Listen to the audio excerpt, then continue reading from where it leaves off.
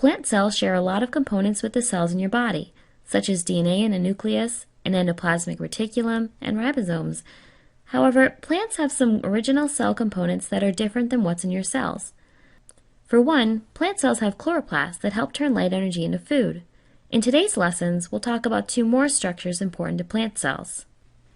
All plant cells have a plasma membrane just like an animal cell, which provides the same barrier and regulates transport. However, plant cells also have a specialized structure called the cell wall. The cell wall is a protective layer surrounding the cell on the outside of the plasma membrane. A cell wall can be up to 800 times thicker than the plasma membrane. It's composed largely of cellulose, a polysaccharide sugar that provides strength to the cell wall.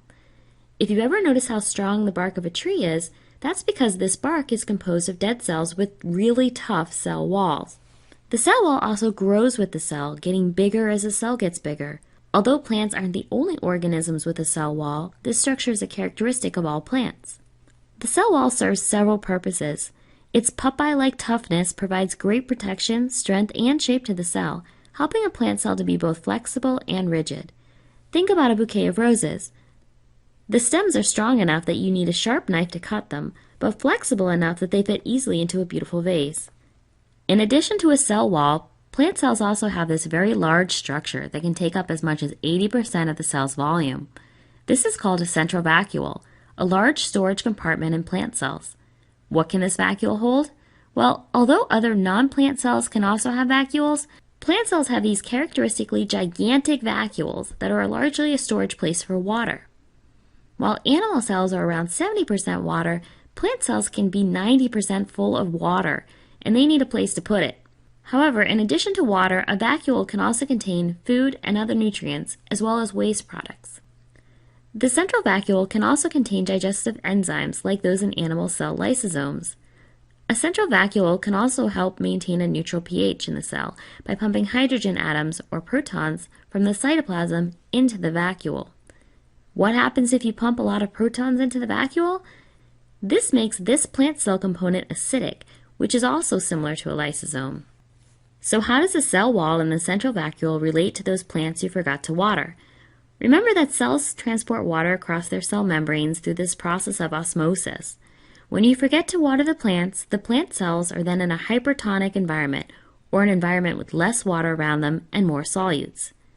This causes water to leave the plant cells. The consequence? A wilting plant. Notice, however, that even in a hypertonic environment, the cell wall helps maintain the shape of the plant cell. As soon as you started watering the plant regularly, the plants were again in an isotonic or equal water environment. As a result, the cell's central vacuole takes on more water, and the cell can fill the cell wall's shape. Now, what if you poured on a little too much water to try to make up for lost time? You may have seen a plant wilt when it isn't watered enough. But have you ever seen a plant explode with water? I doubt it, and that's because in a hypotonic environment with more water outside the cell, the central vacuole will swell with water, putting pressure on the cell walls. However, those cell walls will keep the cell rigid and strong. It'll prevent the cell from bursting. This pressure that is put on the cell walls is known as turgor pressure. In fact, most healthy plants are in a constant state of turgor pressure, and this is what gives plants their rigid shape.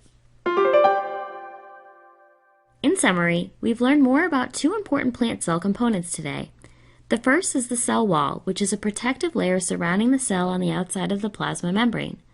The cell wall is composed of cellulose, or a polysaccharide sugar that provides strength to the cell wall. A second structure important to all plant cells is the central vacuole, which is a large storage compartment in plant cells. Both the cell wall and the central vacuole help plant cells regulate water movement, or osmosis, to keep plant cells strong enough to withstand a few days without water.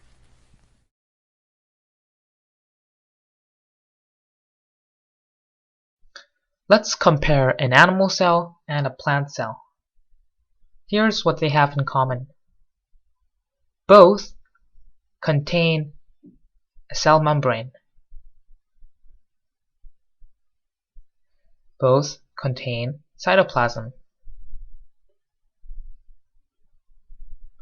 Both contain a nucleus.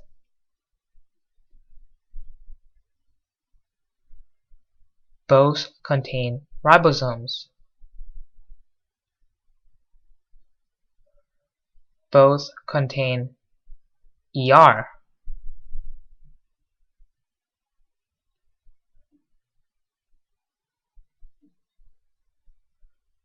Both contain Golgi bodies.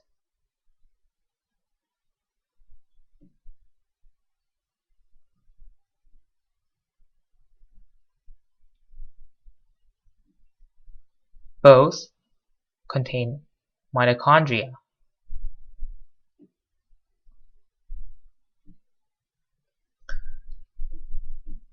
Both contain vacuoles. However, here's where things get a little different. A plant cell has one large central vacuole, which is right here, while an animal cell has smaller vacuoles, but has more than one. You can't see the vacuoles on this diagram. And now, here are the differences. A plant cell contains a cell wall. And as you can see, the animal cell does not have a cell wall. The plant cell also has chloroplasts, and animal cells do not. And those are the differences and similarities between an animal cell and a plant cell.